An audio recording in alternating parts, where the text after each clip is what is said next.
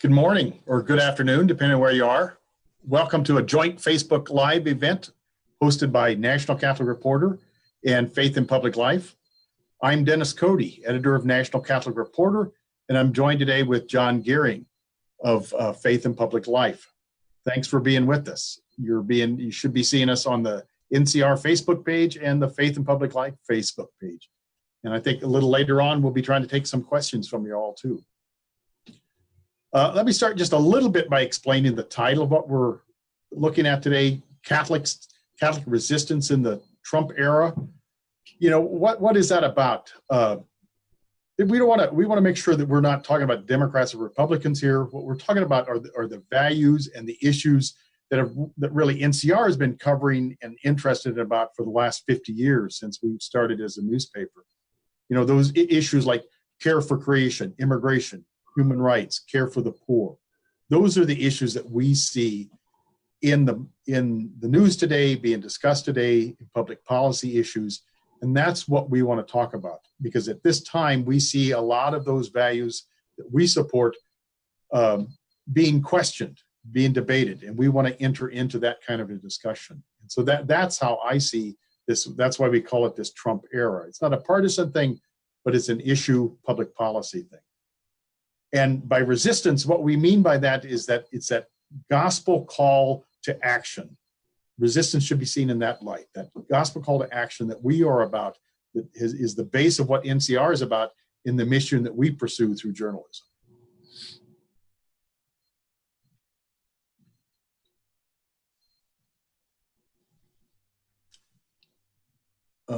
John, you want to just introduce yourself a little bit, and then we can get started in the discussion. Sure. Great to be with you, Dennis, and thank you, National Catholic Reporter, for being a part of this.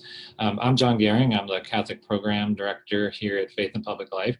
And just to build off what you said, Dennis, I mean, I think, you know, when I reflect on what it means to be a Catholic in public life, certainly I think about the Trump era, and, you know, the resistance I think about right now is sort of a moral resistance, right? The Trump administration's policies, for example, offend my sense of Christian identity, my sense of Catholic identity.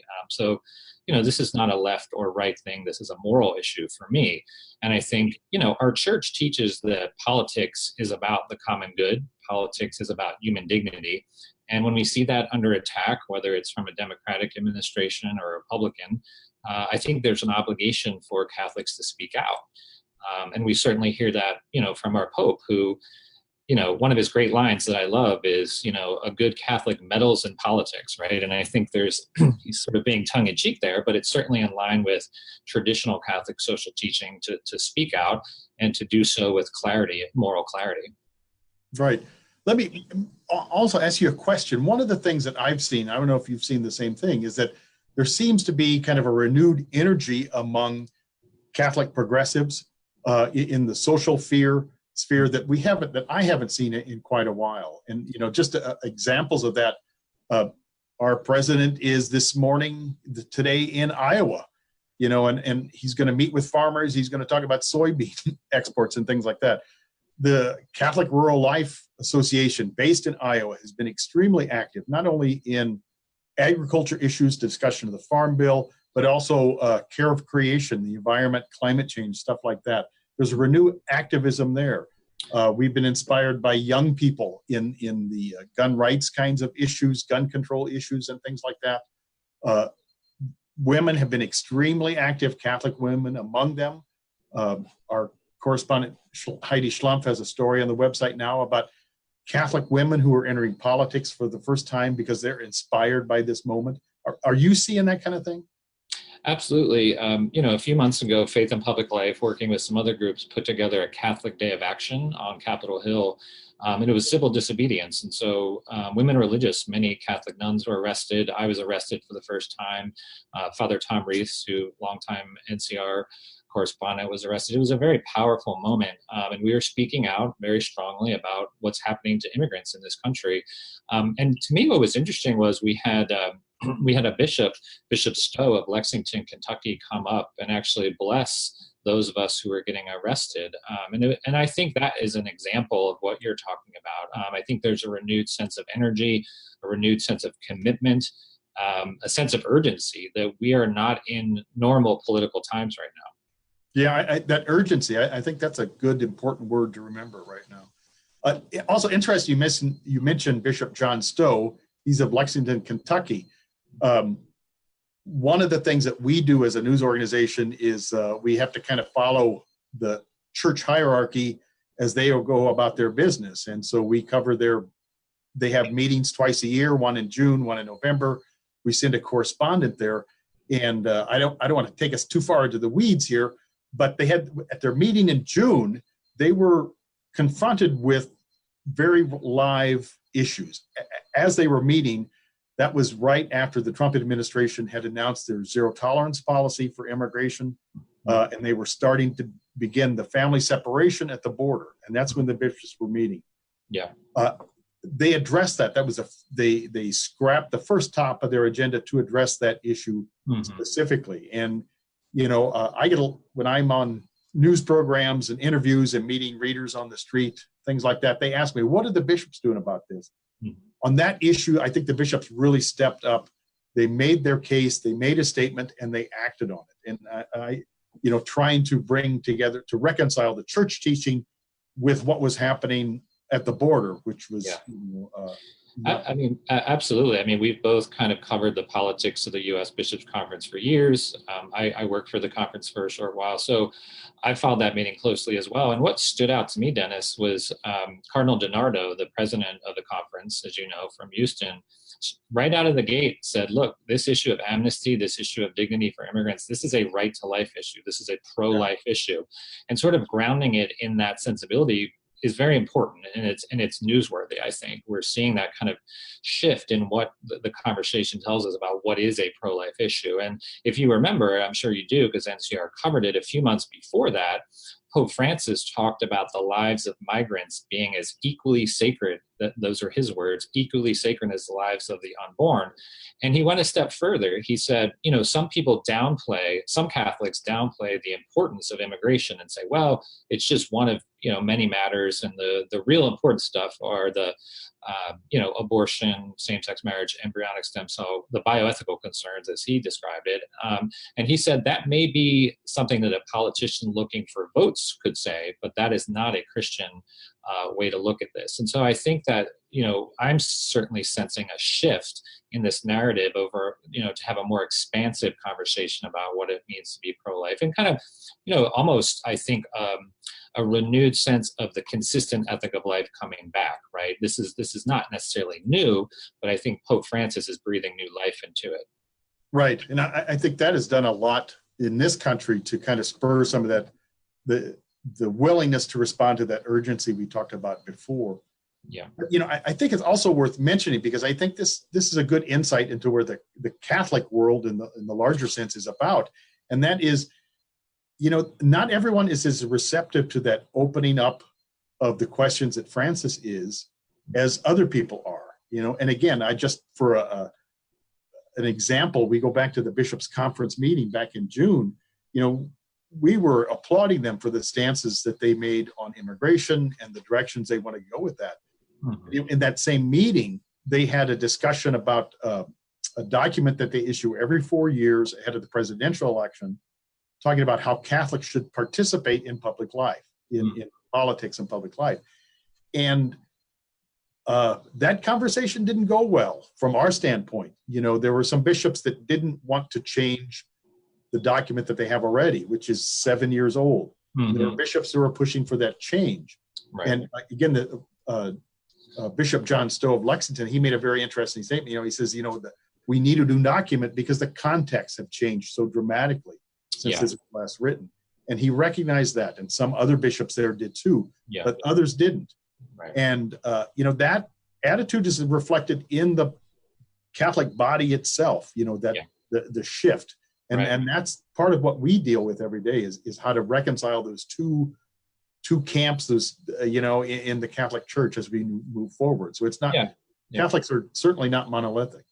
Right. No, I think that's important. I mean, on the first point about sort of the shifting politics of the bishops' conference, that's a slow-moving boat, right? As you know, I would say that you have these Francis bishops, so to speak. You know, Cardinal Stubich in Chicago, Bishop McElroy in San Diego, Cardinal Tobin in Newark, who are pushing to sort of say to the conference, "Hey, look, you know, we are in a new era here. Pope Francis has spoken quite boldly on inequality, on climate change, on migrants, and in our teaching document here on the church's participation in political life doesn't really reflect the signs of the times, to use sort of a Vatican II reference. And so I think you see very openly on the floor of the conference those conversations happening, which is in and of itself, I think, a good thing that, you know, you see that tension and that debate. To your point on what's happening in Catholic parishes, you're absolutely right. And I think that the tough spot that some bishops, or not just bishops, but I think priests and whoever sort of works with parishioners deal with, is you had over half of Catholics, white Catholics mainly, who did vote for Trump. So they're, you know, the bishops are not necessarily preaching to a choir in terms of social justice stuff when they get up there every Sunday, or a priest gets up there. And so, you know, that tension is certainly there, and how that gets played out in different places is unique. But I think you point to a very important issue there. Absolutely. Yeah, I think Catholic progressives have to do a little evangelization among the larger church body too. It's interesting because, again, going back to the idea of Catholic participation, Catholic action, Catholic resistance, and what I find hope in, what I find encouraging, is that lay Catholics are not waiting for the bishops to take the lead in a lot of these issues. You know, again, another good example of that, there's a group out there, the Catholic Climate Covenant, that is pushing for greater, participation in environmental issues, especially around climate change, and they've really taken the lead. I sometimes wonder how visible they are in this country. Internationally, they're very well known and very well respected in his leaderships on that issue. There's 600 Catholic organizations that have signed a pledge that, despite whatever the Trump administration does on climate change, you know, Trump did pull out of the Paris Agreement and things like that. As institutions and as bodies, they will continue on to honor those requests or those commitments and try to work within their spheres to keep moving that. And again, that's an initiative that's outside the bishops' conference, that leadership. It's a way that the lay people, I think, are leading the bishops in the direction. I think you're right. I mean, let's be honest. I mean, most Catholics probably don't even know who their bishop is, right? I mean, bishops in some senses are almost like regional managers. And I mean, do you know who your manager is at the local Target? You might not. Right. That's not to diminish their importance and their voice, but the fact of the matter is that most Catholics don't pay a whole lot of attention to sort of these elite level conversations that people like you and I do, right? We sort of are part of sort of this pundit journalist class that follows this stuff very closely. Most Catholics in the pews are not. And what I find interesting too is whenever we talk about grassroots social change, it's always a bottom up revolution, right? I mean, it took in the civil rights movement, it took the pastors, the children, to push the political leaders, to push the folks at the top. And many times, you know, it was just ordinary people of faith pushing their ministers, right? And so I do think that Pope Francis wants a bottom-up church, right? He wants a church that goes to the margins. I covered an interesting meeting, I think it was last December, the World Meeting of Popular Movements, that for the first time met in the United States out in Modesto, California. And this whole notion of kind of a bottom-up grassroots change was at the heart of that. And that's what Pope Francis wants. So I think you're right. It's not as if everyday Catholics are waiting for their bishops to lead. Having said that, I do think bishops have a powerful public voice. And I do think we need to see more bishops like Bishop Stowe and others. We've seen bishops like Bishop Stowe and others out there really in the public domain speaking strongly. I would like to see more of that, honestly. I think we need sort of a revival of Catholic civil disobedience. I did a story looking at sort of the history of Catholic civil disobedience recently, and bishops are talking about this. And I think, as we talked about earlier, these are not ordinary times, and just issuing a press release or a statement of concern is not enough. We need bishops to put their body on the line We have brown bodies who are being incarcerated, being separated, and we need that bold prophetic leadership from bishops to revive their own voice too in public life, I would say. Yeah, I want to go off topic just a little bit because you mentioned what you mentioned, and I just have to say something now. Bishop Raymond Hunthausen, who was the former bishop in Seattle, he was 96. He just died on the weekend. We have his obituary on the website. There's a memorial service in Helena, Montana today for him. Right now, the formal funeral will be next week. And I mention him because if anybody listening doesn't know who Raymond Hunthausen is, look him up. Because if you talk about a bishop that had moral courage and moral leadership, Hunthausen was that guy. The same, in the same year that he was announced as Archbishop of Seattle, that's when the Reagan administration moved the Trident submarines with nuclear warheads into his archdiocese. Against that, he resisted that. He put his body on the line. He was resisted there. He withheld 50% of his federal income tax in protest against that. Yeah. And he was just a real moral leader. And so we just have to kind of a shout out to one of the great Catholic heroes out there. And if you don't know that name, make sure you look him up, because he inspired a generation of Catholic activists. Certainly he was bishop when I was in college, and he certainly was what I was about and what I read and thought and believed. Absolutely. Yeah. All right. But let's shift again. Let's go back. We're talking about just a little bit about the need to expand our understanding of pro-life. And that topic again was raised kind of at the national level here this summer with the resignation of Justice Kennedy from the Supreme Court and the nomination of Brett Kavanaugh, who was very quickly identified. We're not giving this label. He was self-identified this way as a pro-life Catholic. We know he's a Catholic. He's a former altar boy. He serves meals at Catholic Charities in the Washington Archdiocese. I think his family are active. Yeah. This is stuff he has brought up himself in conversation and public testimony. I think the Trump administration was very clear that they were going to nominate justices who were going to be very pro-life, in the sense that they were going to be advocates against the Roe v. Wade decision and things like that. But that is a very narrow interpretation. Being for or against Roe v. Wade is a very narrow interpretation of pro-life. And so again, I think we're seeing conversations about, what is the larger discussion? What are you hearing on that topic? Yeah, no, absolutely. I mean, I think what I'm interested in, I wrote a little bit about this, is, what does a Justice Kavanaugh, if he's confirmed, say about the detention of immigrants and the separation of immigrant families? What are his rulings going to say on gun control issues or the environment, right? So all of those issues are, gun control, the environment, separating immigrant families, those are pro-life issues. And I think the fact that when we talk about Roe v. Wade, I mean, certainly that is an issue that's going to, have prominence in the hearings, and it should. Many people are concerned about that. That's not to say it shouldn't be discussed, but again, I think you have this sort of one-sided conversation about what it means to be pro-life. That is both, I think, it distorts the traditional understanding, at least in Catholic theology and Catholic social teaching, of what it means to be pro-life. I'm sure you remember when Pope Francis came to the United States and he addressed Congress with that beautiful historic speech. He started to talk about the dignity and the sanctity of life. And I think everyone was waiting, or at least a number of Republicans, Catholic Republicans in the chamber, were ready for the abortion part of that speech. And that's not what he talked about. He talked about the death penalty, which I think was very telling. Now, that doesn't mean that Pope Francis hasn't spoken quite strongly on abortion. He has, of course.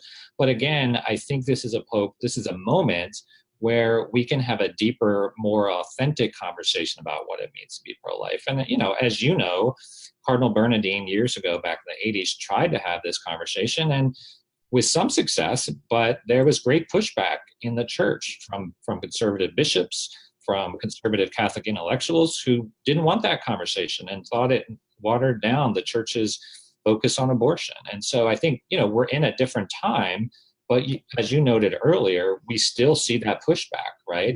Yeah. So I think there's a wrestling going on with that right now. Yeah. The other thing that we struggle with too is that, when we try to separate a moral issue from a public policy issue, and the same rules don't apply in those two different spheres. I mean, the one has to inform the other, and we would hope that, the moral sphere would influence the political sphere, but there are compromises that have to be made in a democracy, in a public environment. And I'm hoping with the Kavanaugh, nomination process and stuff like that, perhaps we could have some of those conversations. I don't know. I mean, it's difficult in this current environment to have those kinds of difficult conversations, but there could be an opening there, and especially among Catholics, as we talked about earlier, some of the urgency that people feel about the women's issues, women's rights, the Me Too moment that we're experiencing now. A big thing that's on our agenda is the Farm Bill and how that relates to assistance programs and the government mandated, work requirements for food stamps or welfare and things like that. Yeah. Again, those are pro-life issues in a public policy stance that we would like to see addressed. And I hope we have a chance to be able to talk about that in a civil kind of way in the near future. Yeah, I hope so too. I mean, I think, as you noted, the sort of the political and the media climate, right now often doesn't lend itself to nuanced, thoughtful conversations around these things. We sort of get a very sort of hunkered down on one end or the other. But I think the role of faith leaders, and we try to do this as part of Faith in Public Life, where we engage with the religious community, we engage with pastors, and not all these pastors see things exactly the same way, right? And they have very difficult responsibilities to preach to congregations that are ideologically, politically, racially diverse. And so I think there's a unique role that the faith community can play, that religious leaders can play in having this deeper, better kind of public conversation. Because certainly we're not seeing it from our president, who wakes up every morning and tweets sort of offensive things to aggrandize himself. We're not seeing it from, some media figures who are sort of more interested in sort of the headline than the really getting deep into the issue. So I do think right now there's a sense among people that politics is broken in a very fundamental way. And I think Trump took advantage of that and sort of filled that vacuum that was left there, and rode that wave on sort of nativism and emboldening white supremacists. So we have that reality that we have to deal with, but we also have a faith community, and we have a moral movement out there that has always pushed those in power to have a better kind of conversation and push us toward justice. So that's where I find my hope. I don't have a lot of hope right now in the political process, but what I do have hope in right now is that we see a renewed energy among people of faith to make sure they're speaking truth to power, right? And that is an important thing.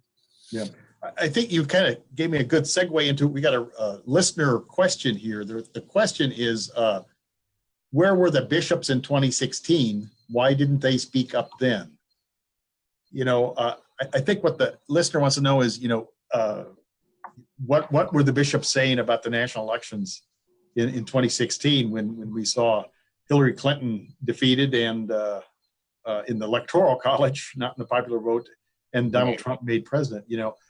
And I think this goes back to kind of the nomination of Judge Kavanaugh and what you're talking about. Trump kind of saw the moment and seized it, and in a lot of ways, religious voters, traditional Catholic voters, evangelicals, I mean, he made a promise about, a pro-life Supreme Court. And so, and he rode those coattails. Yeah. I mean, I think to that question, it's complicated in the sense that I don't think bishops are going to come out and specifically take one side in an election. Now, you could argue in past years they've sort of subtly or not so subtly nodded to a particular direction, and that's a legitimate argument. Look, I do think there were some bishops, and I'm thinking of someone like Cardinal Dolan in New York, who's not necessarily known as sort of a progressive bishop, who did talk about the resurgence of nativism. And I think, there are other bishops who individually, have been strong. I think, bishops are in a tough position right before an election. I think that's a difficult time. I think now you are seeing, as we talked about earlier, bishops very strong and bold on this issue. And look, the bishops have always been good on immigration. They challenged Barack Obama administrations very strongly because, let's face it, his administration was deporting families as well. Not to be false equivalent, because I think what's happening now is much more extreme and urgent. So I think, Catholic leaders, including bishops, have to walk a very sensitive line between appearing overtly partisan on one side or the other, but also speaking in the political realm, which is part of, our responsibilities as Catholics. And some do it better than others, let's be honest. And some bishops do sort of tip their hand one way or the other. And that's been a problem in past elections. We saw that, back when John Kerry ran for president, and several bishops came out and essentially said, no way, right? We're going to deny it. And we don't want to go back to that. No, for sure. Probably we don't want bishops speaking out one way or the other during election time. And yet they do have, I think, the obligation to set a mood and to help people reflect. And again, that's what that document that they try to issue, which actually comes out the year before presidential election, so that to kind of set the mood. And that's where, I would hope in the next year that we see the conversations at the bishops' conference level around that. How do we set the larger context? I think that's what they didn't do before, was set that larger context. They had that narrow focus on abortion. So other conversations couldn't happen. So we'll see where they can lead us in the. I just want to add too, beyond the bishops, I do think there is an opportunity for the church right now, particularly white Catholics. I mean, white Catholics who voted for Donald Trump did so for different reasons. Some, as you noted, for the court. But let's be honest. I mean, the fact that the majority of white Catholics voted for Donald Trump, in my mind, presents a challenge to the church's teaching. What are these Catholics actually hearing in the pews that would say to them, this man reflects our church, the wide expanse of our Catholic social teaching? What does this man say that reflects the common good or human dignity, these values that our faith are rooted in? And so that's a delicate conversation to have, obviously, for a pastor or a minister. But I do think the church does need to grapple with the fact that so many white Catholics put a man into office who does embolden the worst of humanity. I mean, in terms of racism and everything else. So that's how we have that conversation is difficult, but I think it has to happen. Here's another question, and I think this fits in with what you're saying right now, John, is that it says here, on a less practical level, what can we do to shift Catholic political imagination past the culture war mindset? So how do we push the Catholic political imagination past the culture war mindset? Yeah, I think it's very needed. I think it's challenging because, as you know, what often happens, and this is not just true of Catholics, right? It's true of all people of faith. We often put our politics before our faith, and we look toward, let's take Pope Francis, for example. I mean, those on the left will look to Francis to confirm everything they think is true. Those on the right might look to Francis to confirm. So I think where we have to start is with some basics that have always guided our church, which is the common good, human dignity, the fact that politics is supposed to be about the art of the possible. But it's very difficult because we have a media and political environment that doesn't lend itself to those conversations. I think where those conversations can happen, getting back to what we were talking about earlier, are on the ground, right? You have this sort of elite high level conversation going on between pundits who scream at each other on cable, and you have that. And then you have just regular folks going to church, trying to pay for their kids' education. I think, and we've seen this at Faith and Public Life, where we bring people together at the local level during, on congregations, and I think there the environment is more conducive to this kind of art of the possible conversation, and I think it helps reduce the culture war tension. Right, and again, if we use immigration is just an example of that. Why is there greater agreement among Catholics on that issue as opposed to other issues? Because that is an issue that touches us in the pews, in our families, in our neighborhoods. Because then we're not talking about an intellectual exercise in political science. I mean, that's the guy that's sitting next to me. That's the guy who is serving in the church with me, who is working in the factory with me. That's why that issue touches it. And when we bring these political issues to that level, which is again why I'm really excited by some of the grassroots efforts that we've seen emerging here in recent years, where it's really connecting people of faith with what's happening on the ground. Yeah, no, I think that's right. And just to build on that, I think, creating what the Pope calls a culture of encounter, the art of accompanying people. And so the Pope walks the walk, right? Instead of just talking in an academic way about the reality of migrants, he brings refugees back to Italy, to the Vatican, and says, I'm taking you with me, right? I'm walking with you. And I think, that kind of accompaniment is something that people of faith and pastors can do in a way that a politician can't do, or we should be leading the politicians to do that. We can't expect them to take that lead. We have to be doing that. Right. One more question here from a reader, and that is, John mentioned getting bishops to go beyond statements and put themselves on the line. What do we need to do to push them to do that? I think you're touching on that just a little bit. Pope Francis has a really unique metaphor about what it means to be a shepherd. So often when we hear about the good shepherd, we hear about the good shepherd who leads his flock. But Francis makes the point that a good shepherd at times does stand in front of the flock and leads it. At other times, he's got to stand among it to make sure it's going all in the same direction. But sometimes the flock has a better sense of where it needs to go than the shepherd. And so the shepherd should be at the back, seeing where the flock is going. And I think that's a good analogy here. And again, with that grassroots model of Catholics in the pews getting involved in issues of importance and showing the bishops, inviting them along, because they need opportunities too. They need to know how and where they can get involved. Right. And invite them to come with us, to walk with us. No, I think that's right.